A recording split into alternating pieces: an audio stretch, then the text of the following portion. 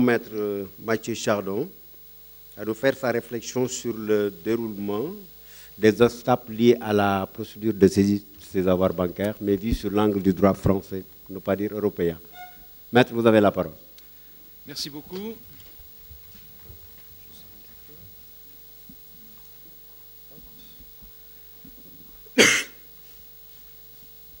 Alors, tout d'abord, je voudrais dire combien je suis heureux d'être de retour à Dakar. Je pense que la dernière fois que j'ai eu l'honneur de venir, c'était, ça fait déjà 10 ans, parce que je ne pense pas que je suis revenu. C'était à l'occasion du 10e anniversaire de l'appel de Dakar. Et aujourd'hui, nous sommes 10 ans déjà. On vous a indiqué qu'il y aura une célébration surprise du 20e anniversaire. Je ne vais pas vous dire ce qu'il y aura, mais enfin, peut-être qu'au cours de la cérémonie, on va vous montrer une projection qui va vous montrer que, en l'espace de 10 ans, nous avons peut-être tous un petit peu, enfin en l'espace de 20 ans, nous avons peut-être tous un petit peu vieilli, mais que nous sommes toujours aussi beaux. Et d'ailleurs,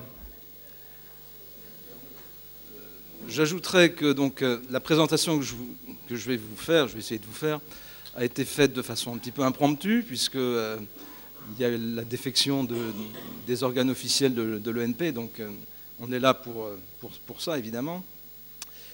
Et donc j'ai eu du travail à faire, auquel je ne m'attendais pas forcément, mais que finalement, eh bien, je suis très heureux d'être ici, devant vous, parce que de là où je suis, j'ai peut-être la plus belle vue du monde, parce que d'abord, vous êtes là, et derrière vous, il y a 2 fenêtres, là, et à travers la fenêtre, je vois une côte magnifique, la mer, les palmiers, la piscine, et donc, voilà. Et donc ça compense tout le travail que j'ai été amené à fournir. Alors plus sérieusement, concernant les obstacles au déroulement de la procédure, alors j'ai pu en identifier 6. Je vais essayer d'être relativement rapide parce que je vais vous parler français. Donc évidemment, nous sommes ici en droit OHADA, donc il ne s'agit pas de vous faire un cours sur le droit français qui ne présente pas beaucoup d'intérêt. Au demeurant, étant donné, vous le savez, qu'il y a de grandes similitudes entre le droit français et le droit OHADA, peut-être que certaines choses dont je vais parler, et d'ailleurs Octavie a déjà évoqué un certain nombre de thèmes dans le droit OHADA, peut-être que certains thèmes que je vais évoquer vont résonner, vont trouver écho également dans le droit OHADA. Donc 6 points que je vais aborder successivement. Saisissabilité des sommes. Ensuite, que se passe-t-il lorsque le tiers saisi, donc là on est en matière bancaire, lorsque la banque refuse de répondre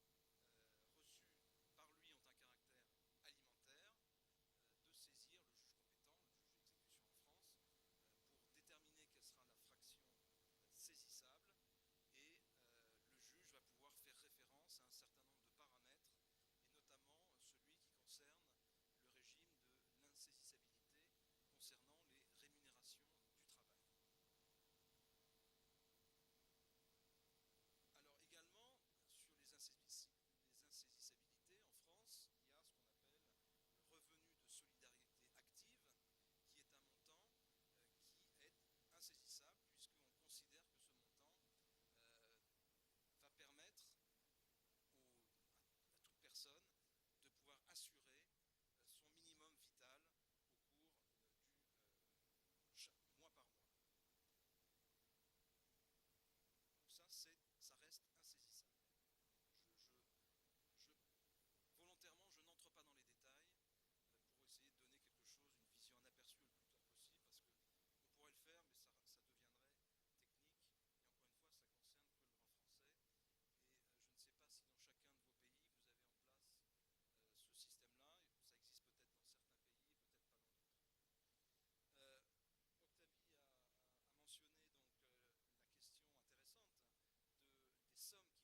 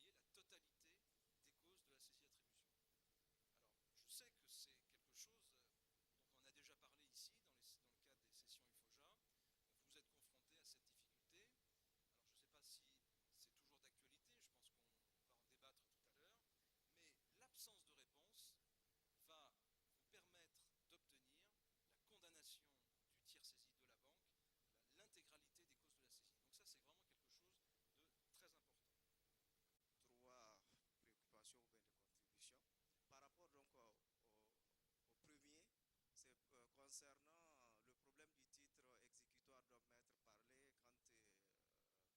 quand il s'agit donc d'un arrêt d'appel qui intervient suite à un jugement. Effectivement, il y a des problèmes parce que parfois, comme elle l'a dit, l'arrêt d'appel confirme tout juste, elle ne revient même pas sur les quantums donc, des condamnations. En pratique, on nous fait délivrer un titre exécutoire sur le jugement. En cas donc d'exécution, on signifie la grosse du jugement en rappelant qu'il y a en signifiant en même temps l'arrêt confirmatif pour dire que ce jugement a été confirmé par cet arrêt, mais on exécute le jugement parce que c'est le jugement qui comporte donc les montants de la condamnation. Et la deuxième préoccupation, c'est par rapport à l'indisponibilité sur les 15 jours, en cas donc de saisie, attribution. Le problème qui se pose, je me demande comment faire bénéficier donc de ces 15 jours de disponibilité dès lors que le PV immédiatement signifié au tiers saisi, le tiers saisi répond sur place ou dans 1 ou 2 jours, vous repartez avec votre PV, parfois même si ce n'est pas satisfaisant, comment vérifier dans les 15 jours qu'il y a quelque chose pour rendre indisponible donc les avoirs donc, de ce débiteur et en bénéficier. Je me pose comment dans la pratique on peut bénéficier donc de cette indisponibilité. La troisième préoccupation, c'est peut-être une saisie, parce que là ça rentre dans le cas donc de saisie-vente. Parce que c'est un débat, même si la question n'a jamais été directement posée par le débiteur, c'est lorsque un établissement bancaire fait l'objet d'une condamnation et qu'on a un titre exécutoire contre. Moi j'ai l'habitude donc de saisir en espèces sur les guichets d'un établissement bancaire. Ils sont partis en contestation, mais ce qu'il y a une discussion en amont ou des discussions en amont, mais qui ne sont jamais évoquées devant le